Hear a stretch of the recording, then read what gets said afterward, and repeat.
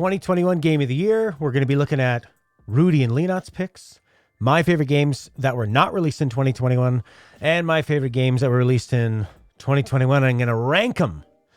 First off, from Leonot's picks. All right, Leonot's number 3 pick was NieR Replica 1.5.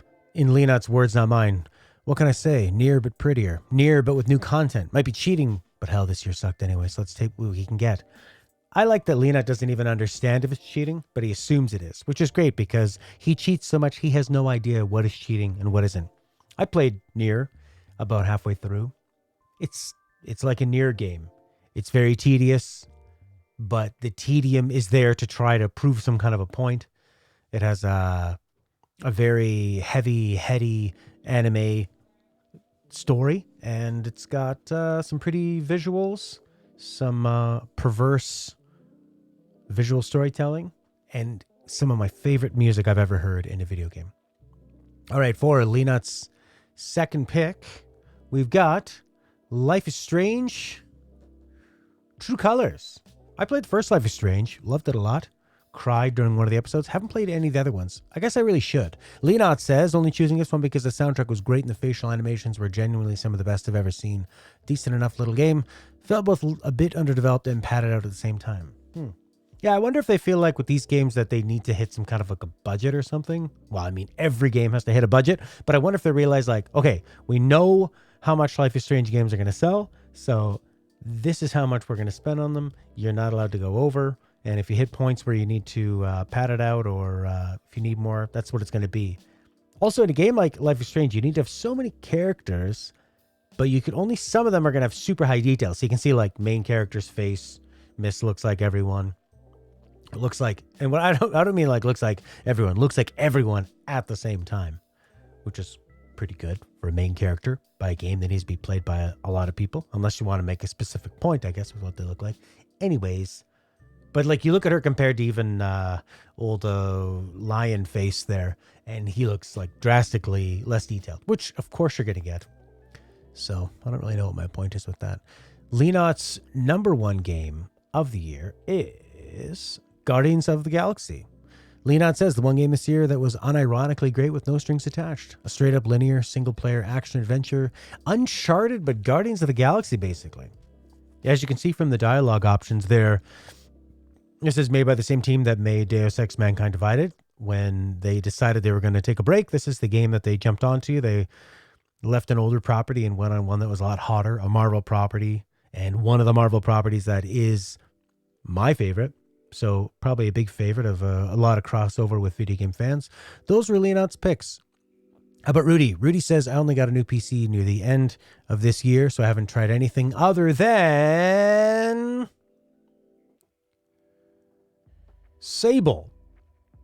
Rudy says, love the visuals. While the game doesn't have any type of combat, the interesting world makes the exploration a joy to do. Wish some of the areas had more things to do, but given that the game is made by 2 people, that's insane. Can't really complain. If I were to say games from this year that I really want to give a try, the list would be Ys 9, mostly because he's already a fan of the series, Guardians of the Galaxy, Sword and Fairy 7, Eastward. Yeah, Eastward looks pretty cool. Sable. Yeah, I played a bunch of this one. I was sitting in my leather chair. I was trying not to fall asleep when I played it. There's a playthrough on our channel under New Xbox, Halo Infinite, Flight Simulator, and Sable. It is a beautiful game to walk around. They made this interesting choice of having the players move in this sort of very, very drastically reduced frame rate in a way to make it look like older animation. But really, the world is so nice. The music is so nice. And yeah, it's not combat. It's just more about light exploration. Well, those were Rudy and Leonot's picks. Let's get to mine.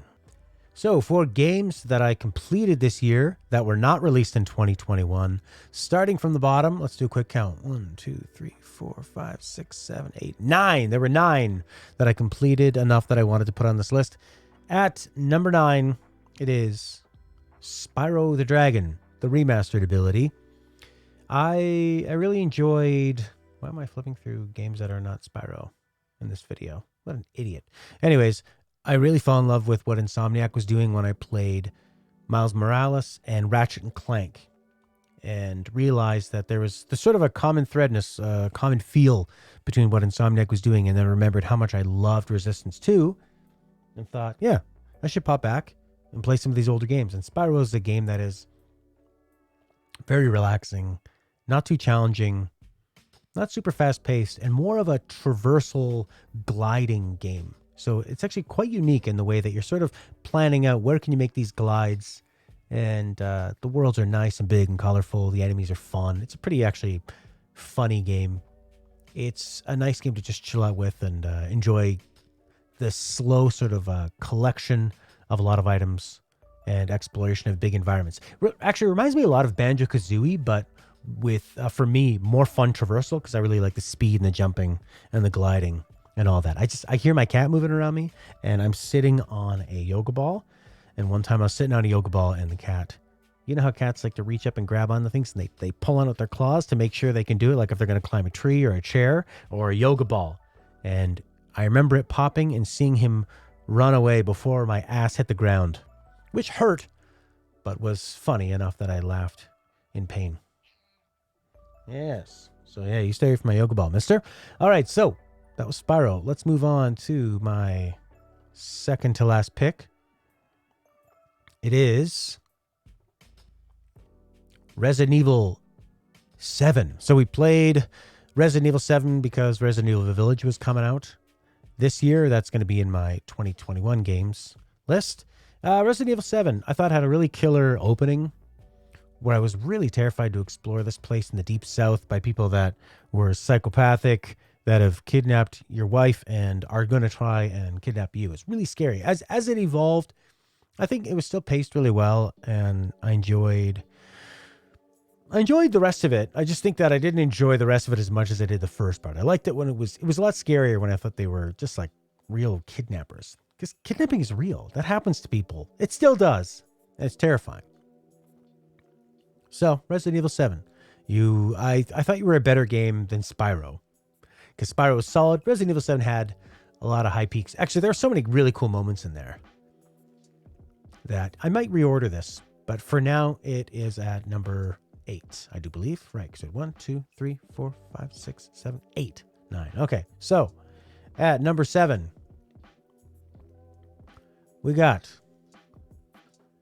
Little Nightmares. And this is the one that I might swap around with Resident Evil 7. Little Nightmares, very, very solid, beautiful game. Super atmospheric. A nice level of challenge.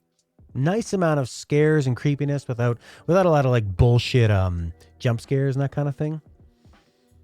Really solid game. I think that overall I enjoyed it more than Resident Evil 7. But I think Resident Evil 7 had more memorable moments. Whereas Little Nightmares, I don't really actually remember a lot of it because there's a lot of weird stuff. And maybe it's just because it was shorter. In a longer game, that stuff tends to stick with you. And if you die and fail many times, you have to keep going through it. Little Nightmares is a lot more kind of like abstract stuff, taking people in just like weird proportions and then the message that it's trying to send of like, I don't know, gluttony or... Because I feel like at the end you're on a cruise ship or something, a cruise liner, which is also something that happens in Resident Evil 7. Oh, but the ending of Resident Evil 7, I hated so much. That one section where you have to play as the lady and you're stuck on that ship. Oh, God. No, that's going to be below Little Nightmares. Little Nightmares, you just got to cruise through the whole time. So for that, Little Nightmares is going to take my number 7 spot, and Resident Evil 7 is going to have my number 8 spot, no matter what number is in the title of it. Okay, at number 6, we've got BanjoKazooie. This is the first time that I played this game all the way through. Had tried playing it before. You know, I'm a big Mario fanboy, so I was constantly unfairly comparing Banjo to Mario, which you're not supposed to do. But playing Banjo, there were moments when in my playthrough of this where I really, really fell in love with it, and some other times where it showed its age. But I had a pretty great time the whole way through. This level that we're on here, Click Cluck Woods. I think this is one of the, like, this is the big show. Yeah, this is the show-stopping one where it has the multiple different seasons. Spring, summer, fall, winter. I think they call it autumn, actually.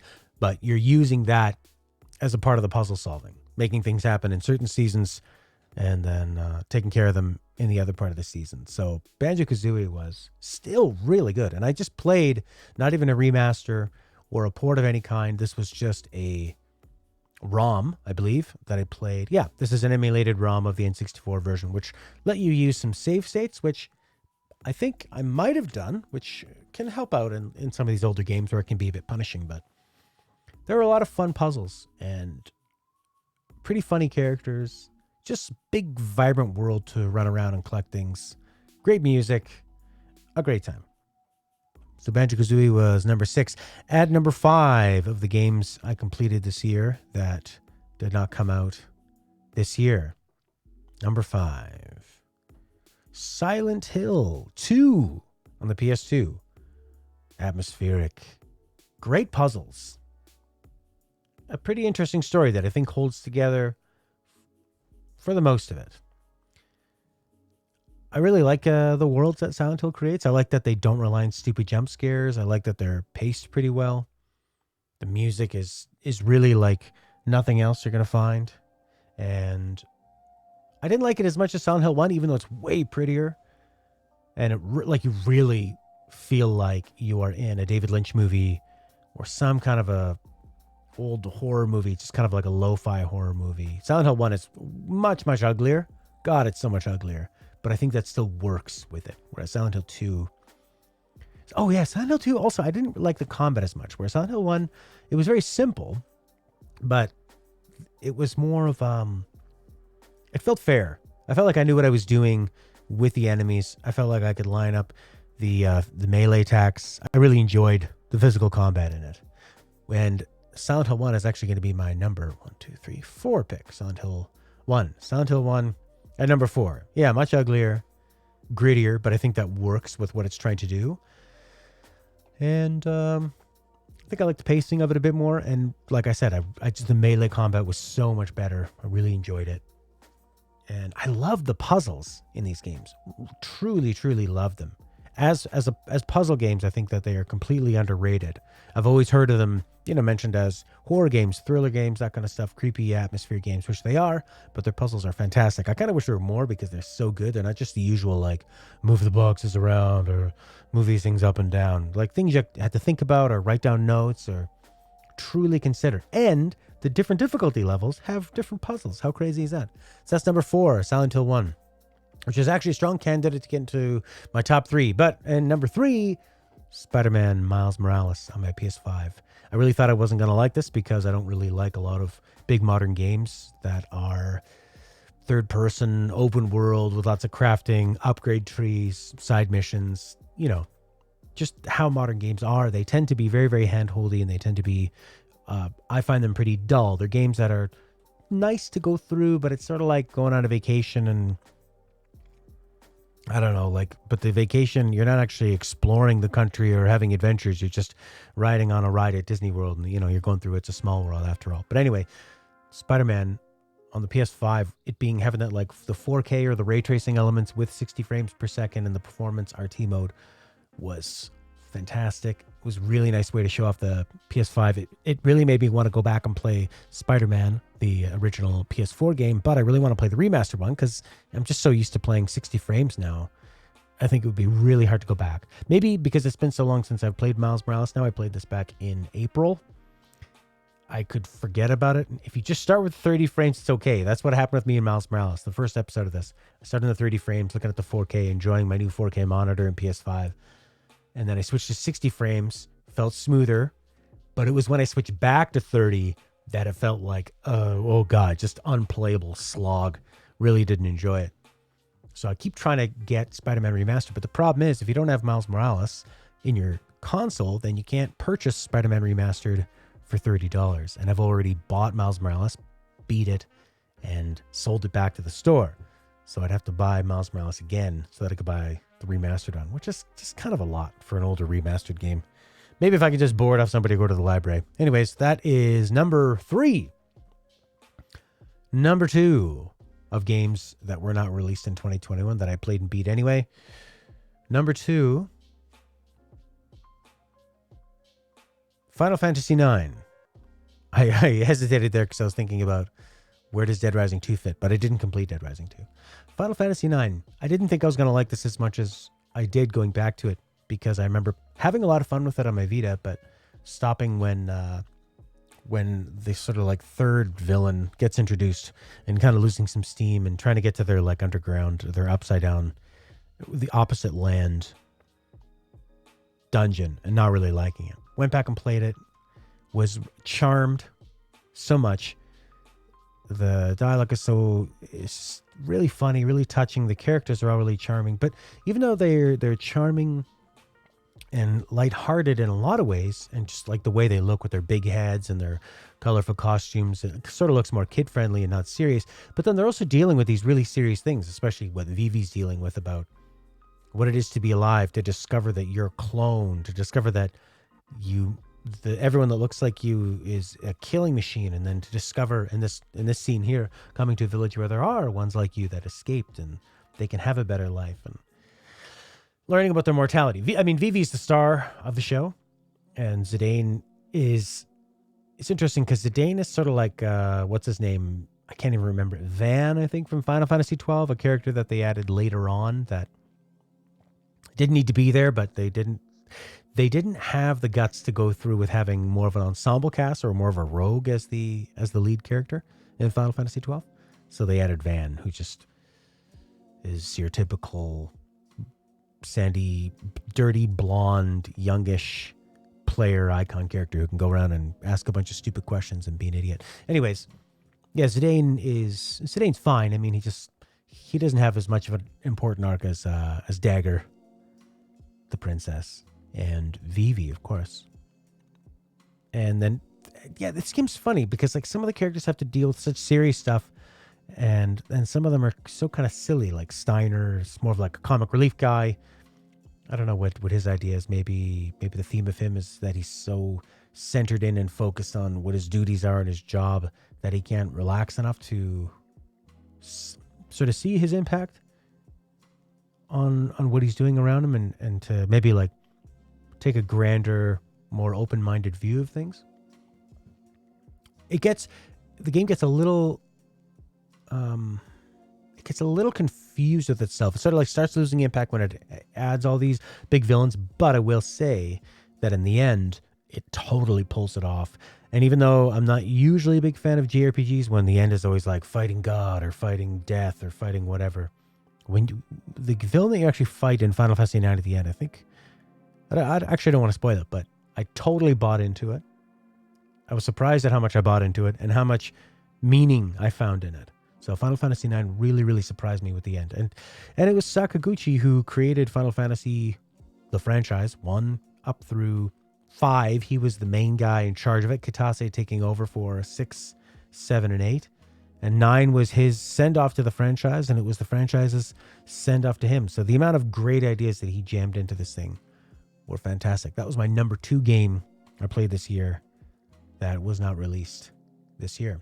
And as far as my number 1 game that I played this year that was not released this year, it's Dead Rising. Maybe a recency bias because I played this in November, but man, I just had so much fun. I'm a gameplay first player. I mean, I started with games playing Super Mario Brothers, so I'm not really concerned about a lot of story. Story is fine if it can add to it, and sometimes it can really take you wonderful places like The Last of Us, like Firewatch,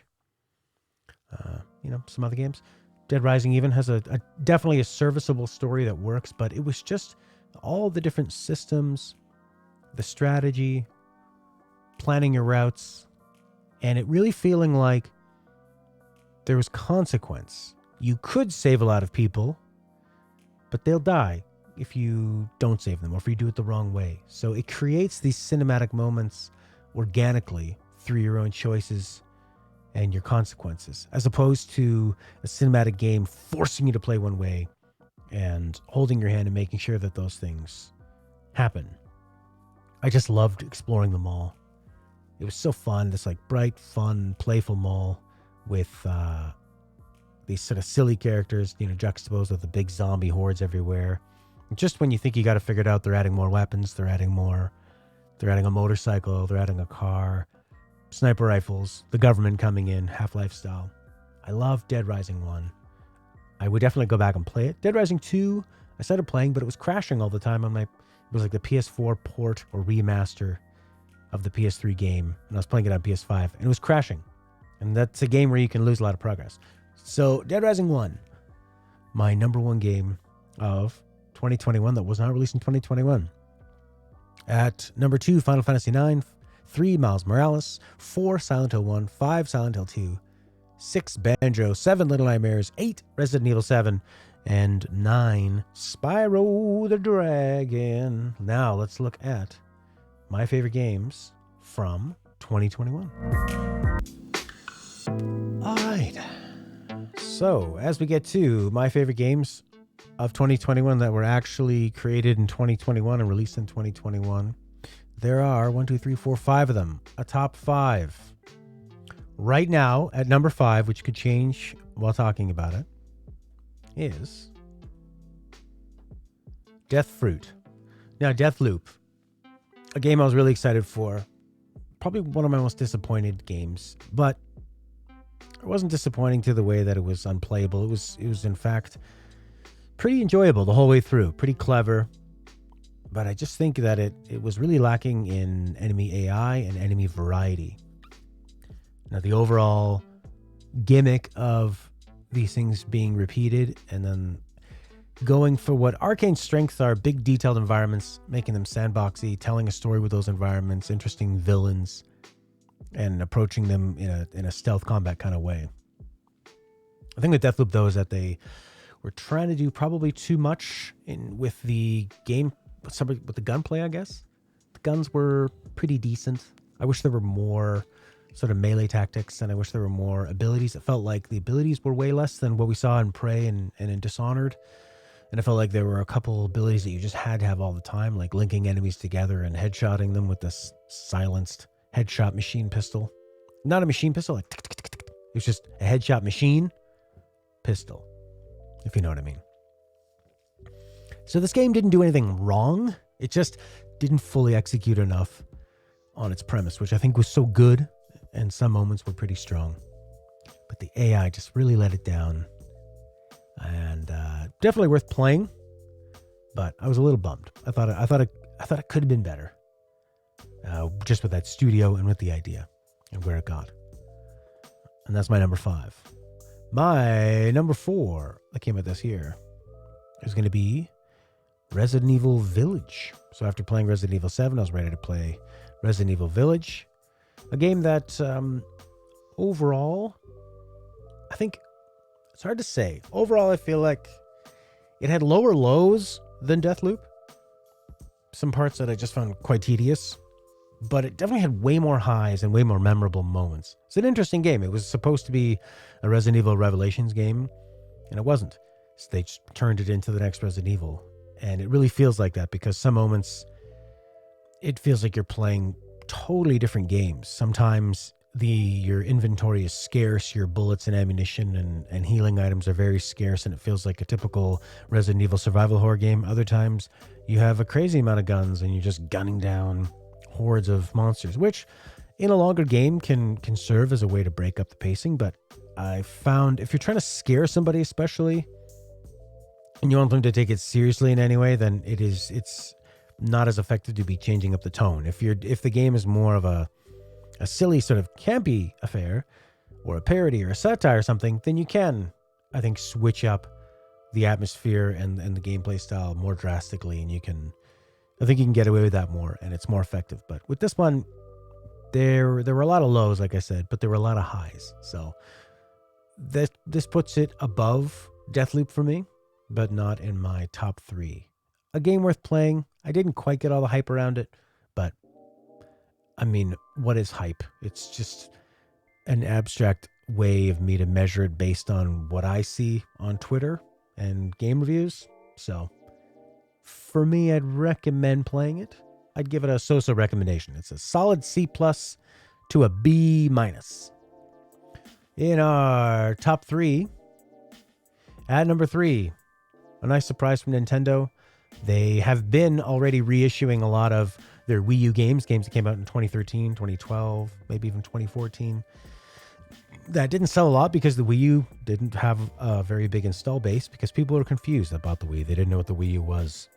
There were so many peripherals on the Wii U fitness board, all the Wii U Rock Band stuff, the different bows for Link's crossbow training, that when you release something called the Wii U, it just sounds like a learning game, especially when the DS and Brain Age was a big thing back then too. Anyways, the Nintendo ported over these games to the Switch and has been charging full fucking price for them. For Mario Kart 8, what do? They give you a battle mode and they added the ability to have 2 items, which just makes it worse.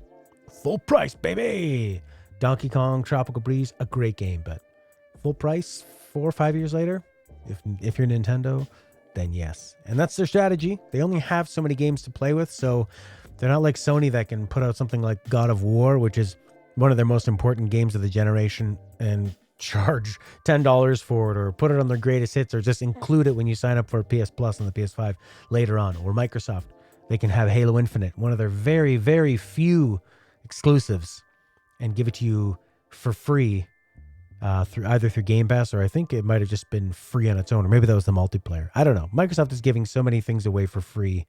It's crazy. And then on the other end of that spectrum, you have Nintendo charging full price for this stuff. But Super Mario 3D World, a great Wii U game, bringing it to the Switch. They didn't just stop there. They added a whole new standalone sort of a DLC. Sort of like when Uncharted 4 had the Lost Legacy. This is like that. It's not a super long game. I think it's only about 12 to 15 hours, which is a nice length for me. But it's an open world 3D Mario game, which is pretty great. Whereas 3D World was similar to Mario 3 or Super Mario World, where you had an overworld that you went through and each level was a very tight linear course with a few secrets to find. This is an open world area where you can explore and find different Mario 64-esque courses, or more like Mario Galaxy courses. They sort of blew it all up, kept it here, sort of like how Mario Odyssey was open, but whereas Mario Odyssey was more about experimenting and trying to find little secrets, Breath of the Wild style, this is more like, it's a little more focused. Open, but focused. It's a really cool take on how to put 3D Mario in an open world area, or how to do an open world platforming game.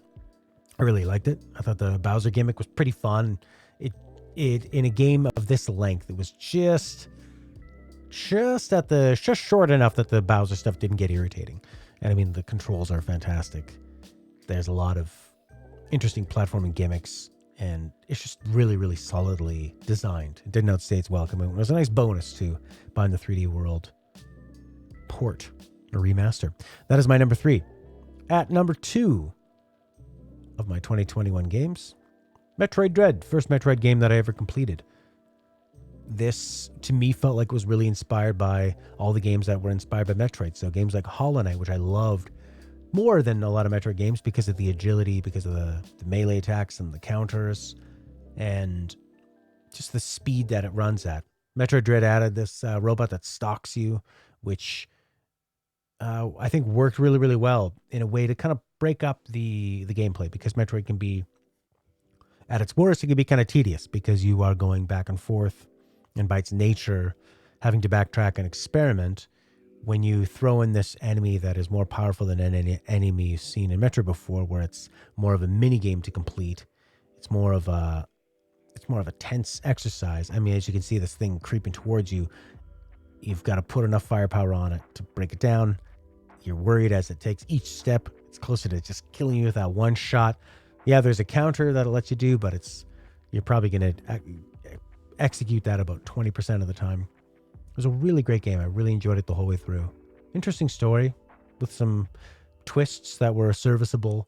Overall, though, I just loved the pacing of it. I never really got bored with it or tired of the map and moving back and forth. There might have been a few times that I looked at a walkthrough here and there, but I'm sure you could get through it without that. I just, because I'm streaming and I want to keep more of a forward momentum, I'll look up some things like that here and there. But there were so many fun abilities, and it was just a really killer game to traverse around in, and some really fun stuff with there's this ability that lets you run really fast, and you're trying to get, they kind of like set up these secret little tracks where you can get some power-ups and secrets, but it requires an intense amount of coordination and timing Really, really fun. Just some fun, like, late game stuff to put in there.